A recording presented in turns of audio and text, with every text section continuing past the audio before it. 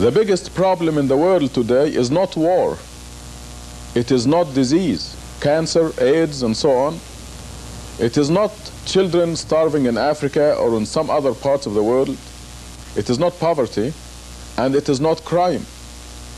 The biggest problem in the world today is that people do not know who they are, and consequently, they got their priorities all mixed up. You ask the average person, who are you? And they will look in the mirror, and they will say, this is me. And they are wrong.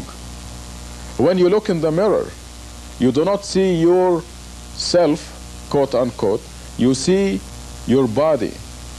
And your body is simply a garment that you are wearing for 50 or 100 years. Then you shed it. You know, it's a matter of common sense. There is a difference between a living body and a dead body. The living body is full of vitality and spark, and when it dies, the spark is gone and becomes stiff, just like a piece of wood. And we know that something is gone. The person is gone. So we can easily agree that a person consists of a body and a soul. And the soul is the real person. And this is where the people fail to recognize who they are. If they knew that the body is not them, they will rearrange their priorities and they will pay more attention to themselves, their selves, not their bodies. A person goes to school for many, many years, works hard, takes examinations, and even after school he gets a job to make some money and so on. All this to care for the body. A vanishing entity that will become stiff, dead someday. And when that day comes, almost everyone will look at that lifeless body and say, for this thing, I went to school, I worked hard, I took examinations, I earned a lot of money, and I spent it all to care for this thing, this vanishing, stiff part of me. What did I do for myself? There is something that we must do. And this is what life is all about. We have to rearrange our priorities, and this cannot result without knowing that I am a body and a soul, and I must put the body in the service of the soul. To drive the point home, just take an average person and ask him or her, what did you feed yourself today? What did you feed your soul today? Let's start with the question, what did you feed your body today?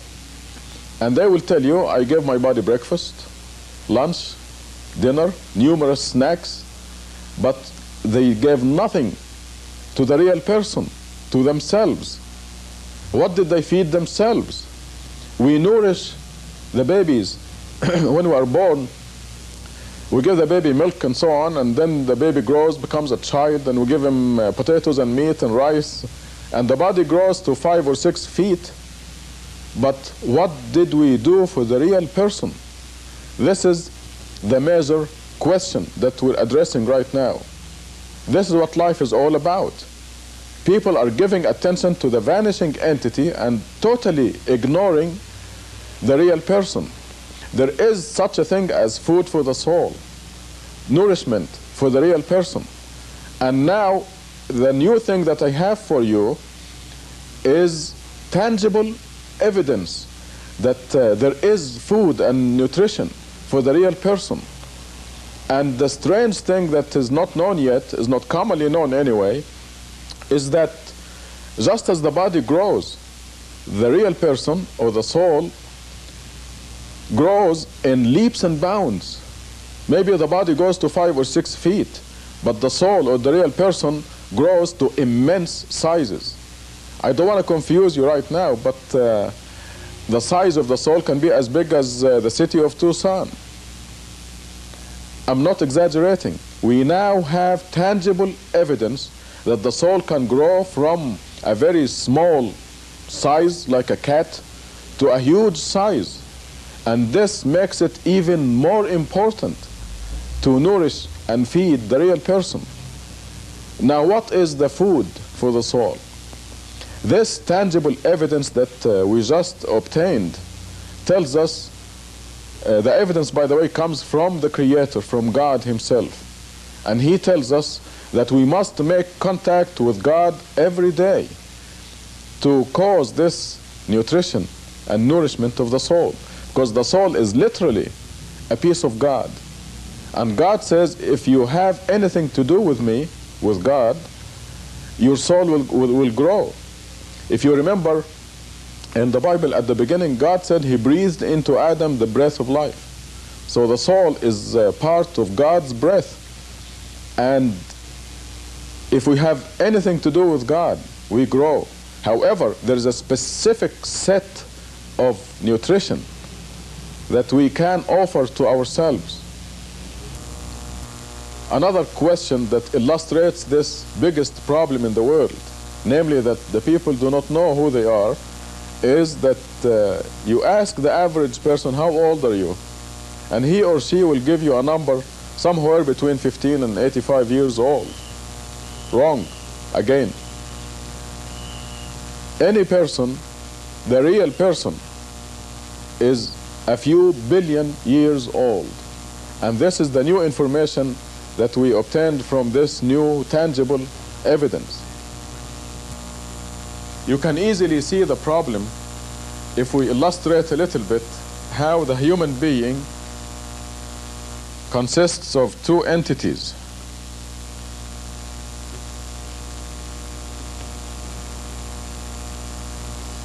One entity is the body. Let us represent it by this dot right here.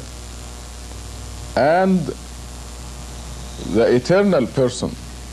And this is an infinite entity. It will never die. It just goes on forever and ever. So here we have a body that lasts a period of time somewhere between 50 and 100 years. We know that we all exist. We are all under death sentence. And this period, when you divide any number by infinity, it equals 0. If you live 1,000 years, you divide this by infinity, and it equals 0. This is just plain mathematics. So the body that is going to live for a 0, for all practical purposes, 0 period of time, is taking all our attention. We spend 24 hours a day taking care of this insignificant entity, the vanishing entity. And the question is, how much are we doing for this eternal entity, the real me? What am I doing for it? Now that we agree that we must rearrange our priorities and give more attention to the real person, the soul, instead of wasting all our life taking care of the vanishing entity. Now, what specifically are we supposed to do? You know, there are so many people who are talking in vague terms about capturing the heavenly light and dissolving it into your whole being and all this. That doesn't mean a thing, you know, all these things. It is much more practical than that. It is much more specific than that. And God has been sending to us the exact methodology of developing our person, our real self, since Adam, since the first human being. It came down to us in the Bible, in the Old Testament, in the Psalms of David, in the Gospel of Jesus, in the Quran, and now we have specific methods of developing the person, the soul, and exactly what to do and when, and the most efficient ways and the least efficient ways. We now possess this valuable information. And we're told that you must make contact with God, your Creator, 5 times a day. This contact, you can think of ropes coming down from the Creator and keeping us out of this sizzling pan called the world. At the same time, we develop and we nourish ourself, the real self, the soul, by making these contacts 5 times a day. We are given exactly the combination. Actually, it's a numerical secret combination that anyone can obtain. And through this secret mathematical combination, you can make contact with God and nourish and develop your real self. 5 times a day, you are given the combination, you are given the method, how to do it, when to do it, and this is the way to provide for yourself. Everyone takes breakfast, lunch, dinner, snacks, and so on, and dresses nicely, and buys a nice home, and has a beautiful spouse or a handsome spouse, as the case may be, and all this to take care of the vanishing entity, the body. The big question is, what are you doing for you, the real person? And you can agree with me now that this is the biggest problem in the world, not knowing who we are. You notice I mentioned making contact with God. And this is, I'm talking about a specific methodology. I'm not talking about prayer. Prayer is fine, and it will contribute to the growth and nourishment of the person's soul, the real person. You know, millions of children grow up, we grow up knowing that we must say grace before we eat, say a short prayer. God is good, God is great, please thank you for our food, and all that. Millions of people pray. I mean, they utter supplications, ask God for favors, and all this is fine. God loves that. But I'm talking about a practical, a real meal for the real person. We have this physical evidence telling us exactly what to say, what sounds to utter. It is like the combination of a safe. You have this combination, a knob on a safe or where there's a treasure, and you have to turn it this way a certain number of times, and then this way to another number, and so on, and then you open the safe and you have the treasure. It is very similar to that. A numerical combination, a combination of sounds that you must utter, a combination of movements that you must do, and this is common to all religions. It came to us, like I said, in the older scriptures and the latest scriptures, and in this new discovery of a tangible, mathematically coded method. And if you contact me at the telephone number shown at the end of this program, I can discuss this specific method with you. And the contact with God is not the only way to develop the soul. There are many other methods, but the daily contact with God is the most efficient. This is the steak of the soul food. But for example, there is a method of fasting, where you dictate on the body exactly when the body is going to eat or drink. And this, there's even a specific time of the year for that. So God told us exactly what to do to nourish our soul. And if this becomes known to you or to any other person, you can ask them, what did you do for yourself today? And they will not say zero or nothing, like most people would say now. The person would answer, I gave my body breakfast, lunch, and dinner, and I gave myself 5 good meals by contacting my Creator 5 times today. There will be a big difference. There will be the proper arrangement of priorities. Right now, the priorities are all reversed. People are spending 99% of their time caring for the vanishing entity and totally unaware, totally neglecting the real self, the real person. And it's a big shame, because when the time comes and we shed the body, we will really regret that we didn't give the real person, the soul, the proper attention. You know, it is very well and finally established now that money, fame, beauty, and so on do not bring happiness. There is always something missing. Did you see the Barbara Hutton story that was shown on TV the other day? I was listening to a special, Barbara Walters special. She was interviewing Eddie Murphy. Here is a movie star who's got everything. He has 2 Rolls Royces, a Mercedes, a Corvette. He's got a palatial estate in New Jersey, his family. Yet he told Barbara Walters there is something missing. We have to develop the real self in order to be happy.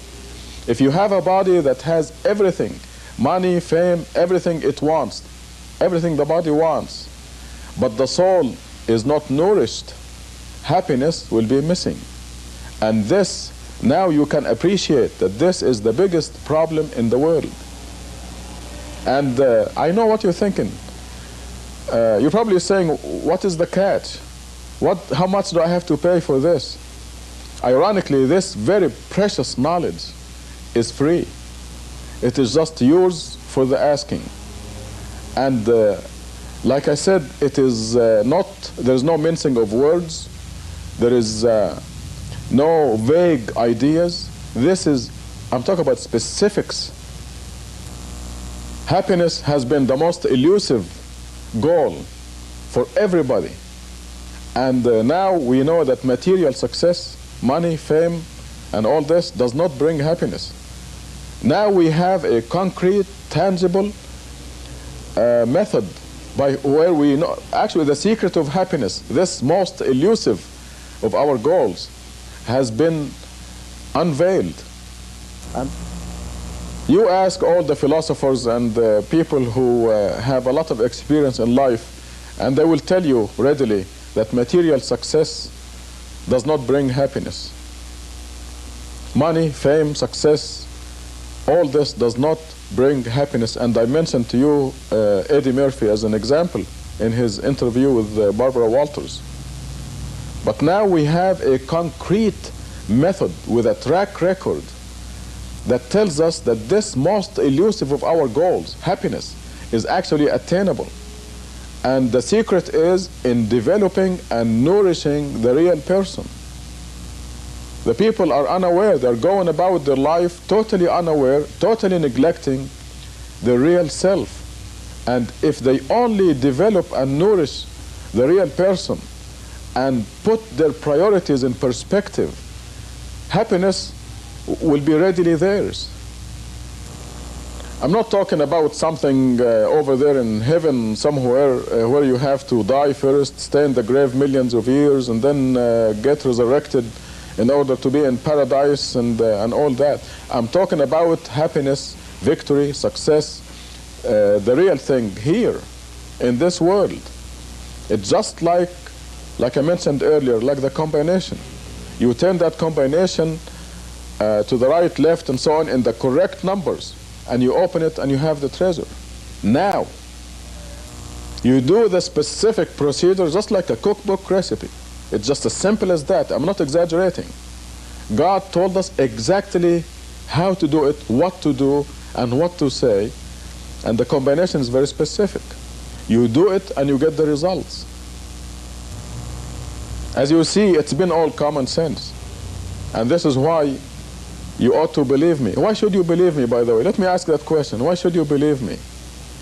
You should believe me because when you discuss this matter with me, if we meet in person, I'll show you tangible evidence, and you will see that we have a mathematically coded message from God. You will see the physical evidence. If you don't see it, just leave. I mean, you don't have to take it. You look at the evidence, you see it is tangible, concrete, and you see the results, and you visualize the whole thing. I mean, it will be in front of you. There is no imagination or speculation or conjecture. This is the real thing. And from the beginning of this program to the end, it is all common sense, isn't it? Now, who would be the most authoritative source to give you this kind of information? The Creator, the one who created your soul, the one who breathed into Adam from his breath. Your soul is a piece of God, and the source of all this information is God. And you will see it supported by physical evidence. This is a new stage in human history, and you can be one of the pioneers to discover this. The discovery, by the way, is very recent, and maybe 50 years from now everybody will know about it. But right now only select few, the elite of the elite, knows it. And you can be one of those. God willing, it will be known in a shorter time than 50 years. But you can grasp this opportunity now. You live in this world only one life, and then we move on to a new stage, the eternal real life, where everyone is assigned a rank and a position depending on how much you nourished your real self. Can you hire a child as a pilot or an engineer? You can't. Therefore, you have to develop the real person and grow and nourish in order to be strong enough for the eternal real life that will come after this world. And then you'll be assigned a prominent rank. And like I said, you don't have to wait for that. Happiness, real happiness, and the consequences of nourishing your soul begin right here. God's promises have to be a fact. And God says He promises those among you who believe and lead a righteous life that they will be sovereigns on earth, kings and queens on earth. And when God says that He promises, it is done. What I told you is a very condensed summary of this major historical event. Needless to say, there is a lot of detail that anyone can come and see me and talk about it and discuss it. They can demand the proof. Where is the physical evidence, the concrete, tangible evidence you're talking about? They can come and ask me that, and I will show it to them, and then they can make the decision themselves. They have got nothing to lose. And this is all free. I'll never ask him for a penny. So they can come and see me in Tucson at 739 East 6th Street. Or better yet, call and make an appointment, and I will sit with them and show them the proof.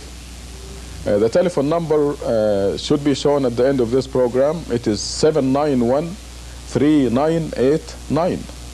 And it could be the most important step they have made in their life. And it results from the realization that we are not just walking zombies. We're not just bodies walking around with nothing in them.